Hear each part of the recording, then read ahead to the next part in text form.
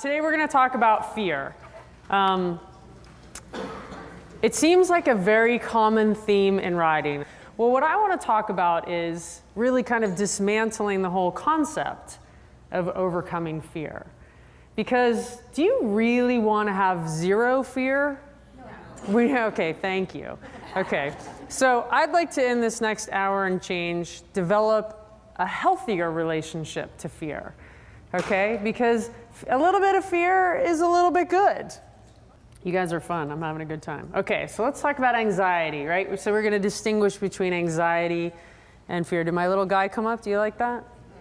So anxiety is defined as an emotional state without an external threat. Okay, so for you, you fall more in the anxiety, right? You too, when you start thinking about you're riding along, everything's perfect, there's really no threat. Now, is there really no threat, really, on horses? But pretty much. Yeah, I know what you mean. Okay, good. So anxiety creates, this is what the psychologists define, an unpleasant feeling.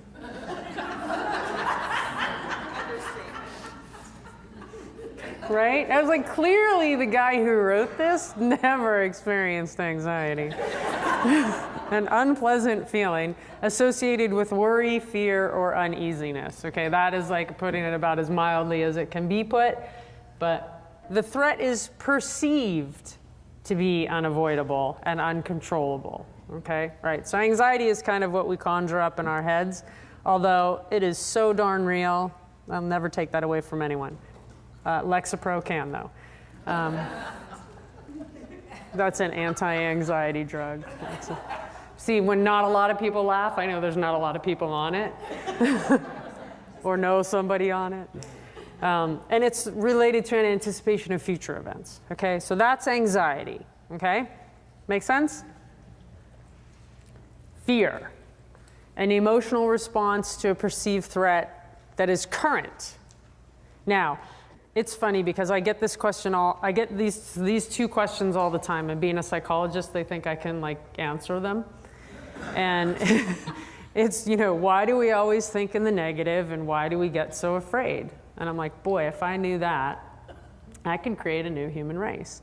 But I really believe it to be a biological imperative. Okay, we're so sophisticated now that we really don't relate to ourselves like we were hunters and gatherers once, and our lifespan was like 20 years long, and we used to really have to fight for survival, and that we have innate responses, but we don't relate to ourselves. We're so sophisticated that we think we're beyond that now, but really we're not.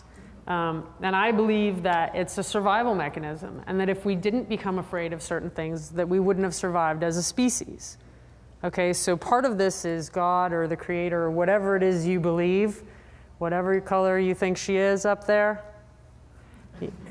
It was given to you, right? That's how we're made, and that's how we survive. Think about how animals survive. It's a basic survival mechanism, so fear is built in. We need it. So when you get angry with yourself for being afraid, I would ask that you have a little bit of compassion, that you are an animal after all, okay? Okay, so we talked about this a little bit. This is called your parasympathetic nervous system, okay? All these things that happen. So your pupils dilate, your heart rate goes up, your respiration rate goes up, you perspire, blood shunts to the organs and goes to the extremities, your hair stands on end, and you get tunnel vision, okay? These are all survival. All right, your heart rate goes up so that it can pump more blood to your muscles so that you can run faster, farther, and fight. Your heart rate your respiratory rate goes up so that you get more oxygen in. You perspire. This is the best one. When I learned this, I thought this was great. You perspire because what if your opponent grabs you and you're sweaty and slippery? Why the armpits? I don't know. I just told, what? It doesn't work on a bucking horse. It doesn't work on they do get slippery, though. Blood shunts to your organs. That's when your stomach drops. You need that doctor, because it goes to your extremities, right? That's why they say, that's where no swimming for an hour after eating came from. Your hair stands on end. Anyone ever seen a cat that was totally pissed off, right? They go from being this big to this big. right? Okay, that's really where that comes from. Now, for human beings, that's not as effective, but it depends on how hairy you are. And you get tunnel vision, okay? So all those things, what those are for is for fighting or flighting an opponent, okay? So all these things happen for a reason. Now, let me ask you on the flip side. If you're like totally cool, calm, and relaxed, can you run as fast as when this is going on? No.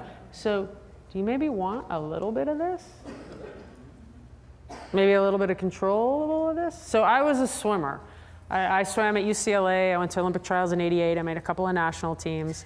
And I swam and swam and swam and swam and swam and swam and swam. And I never, ever once swam as fast in practice as I did at a swim meet because I had this going on. Okay, so it can be useful. When you show, don't you want a little, Don't you like it when your horse is like a little bit like this when you get, yeah, you can, where are you gonna get that otherwise? Okay, so let's just have the safety talk first, or in the middle now, about safety, okay? Because I started to talk about at the beginning about overcoming fear. The number one thing is being safe. Okay, you want to be safe, you want to be safe. I beg of you, please be safe, okay? When you are trying to work with your issues that are around fear, don't ever, ever take a risk. That's not worth it, okay? We can all ask Courtney King about what calculated risks are, okay? But please, did I write it up here? We're not Paul Revere. The British are not going to win if you don't ride today, okay? It's a good joke, but I'm serious. You know, I've worked with a lot of trainers who are like, I'm going to get on and show that horse a lesson. And I've worked with a couple of Olympians who are like, why? How am I going to make the next Olympic team if my leg or arm or head is broken? Okay, so, and this usually takes a lot of pressure off of people because you don't have to ride. You know, even if you are making the Olympic team, do you have to ride that day? But even if they do think you're less of a rider, who freaking cares? Right? Are you less of a rider with a broken leg? I would say yes.